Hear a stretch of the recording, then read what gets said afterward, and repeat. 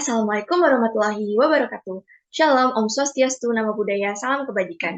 Yang terhormat Bapak dan Ibu Dewan Juri Essay Competition Bankers Day 2022 dan seluruh staf panitia Essay Competition Bankers Day 2022. Perkenalkan, nama saya Benedikta Josephine dari Universitas Indonesia. Izin mempresentasikan essay saya yang berjudul Intermediasi Perbankan Indonesia dalam mendukung usaha pertanian rakyat sebagai upaya pengendalian inflasi dan kesejahteraan petani pasca pandemi COVID-19. Inflasi dalam pengertian teori strukturalis memaparkan dua ketegangan utama dalam perekonomian negara yang sedang berkembang. Pertama, adanya ketegangan berupa ketidakelastisitasan penerimaan ekspor, dan yang kedua, ketegangan akibat ketidakelastisitasan supply atau produksi bahan makanan dalam negeri. Produksi barang makanan dalam negeri yang tidak seimbang dengan pertumbuhan penduduk dan pertumbuhan pendapatan per kapita mengakibatkan harga makanan pokok dalam negeri naik dan menimbulkan pengaruh pada demand atau permintaan. Adanya pengaruh supply dan demand pada produksi makanan pokok dalam negeri menjadi perhatian perbankan dalam mengatur sistem dan regulasi untuk menjaga angka inflasi. Pada siaran pers Bank Indonesia nomor 24/76 Dekom, pemerintah dan Bank Indonesia menyepakati 5 langkah strategis dalam High Level Meeting Tim Pengendalian Inflasi Pusat atau HLM TPIP pada 9 Maret 2022. 5 langkah strategis ini bertujuan untuk menjaga pemulihan ekonomi nasional serta konsisten menjaga inflasi Indonesia pada angka 3% sampai sama dengan 1%. HLM TPIP sepakat untuk memastikan berjalannya implementasi kebijakan peta jalan pengendalian inflasi melalui inovasi di berbagai sektor. Salah satu yang menjadi perhatian utama pada implementasi peta jalan pengendalian inflasi 2022 sampai 2024 adalah kelompok bahan pangan bergejolak atau volatile food, atau salah satunya adalah hasil produksi dari sektor pertanian Indonesia. Kasus dalam kenaikan harga pangan di Indonesia sangat beragam, namun faktor-faktor penyebab utamanya hampir bisa dipastikan.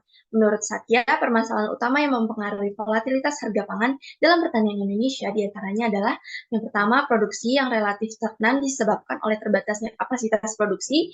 Yang kedua, rendahnya aksesibilitas pada sumber permodalan, teknologi, dan sarana produksi. Yang ketiga, sulitnya distribusi pangan dikarenakan terbatasnya sarana dan prasarana. Yang keempat, faktor alam dan cuaca. Yang kelima, konsumsi pangan yang relatif rendah. Permasalahan ini akan terus berkesinambungan sehingga membentuk sebuah harga pasar yang bergejolak dan berdampak pada perekonomian negara. Maka dari itu, Bank Indonesia membentuk sistem dan regulasi untuk menangani masalah ini.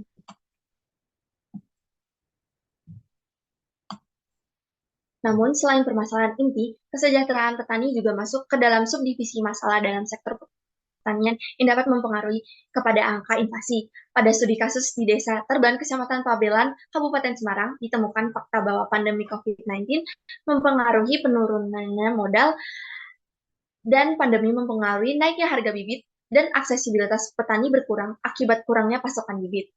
Usaha lain yang dilakukan petani juga turut terkena imbas yang cukup parah, sehingga petani kehabisan modal dalam mengelola usahanya. Akibatnya, persawahan milik petani tidak dapat berjalan dikarenakan keterbatasan modal dan dapat berakibat lebih lanjut kepada angka inflasi. Maka dari itu, penurunan suku bunga kredit selaras dengan kebijakan Bank Indonesia diperlukan untuk menyelesaikan masalah pasca pandemi.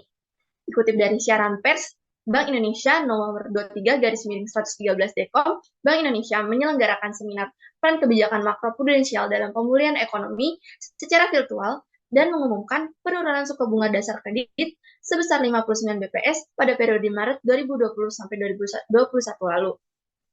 Hal ini tentu dapat memberikan dampak dalam upaya mempermudah intermediasi perbankan dan sektor pertanian dalam recovery pasca pandemi COVID-19. Sesuai fungsinya, bank adalah pihak penerima dana dan pihak yang berlebih dana dan menjadi penyalur dana bagi masyarakat yang membutuhkan dana.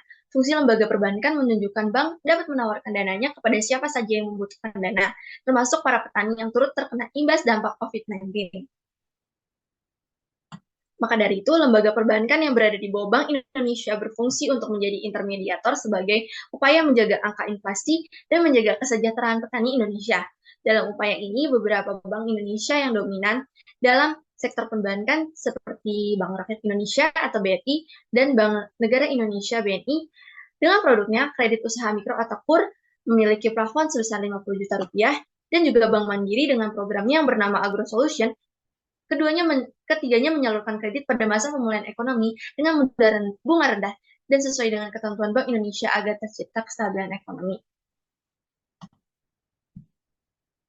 Maka dapat disimpulkan bahwa semua peran serta intermediasi lembaga perbankan dan lembaga pertanian melalui peraturan yang diregulasi oleh Bank Indonesia selaras dalam membentuk kestabilan ekonomi negara dan menjaga angka inflasi tetap stabil.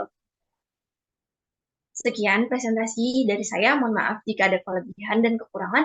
Terima kasih atas perhatiannya.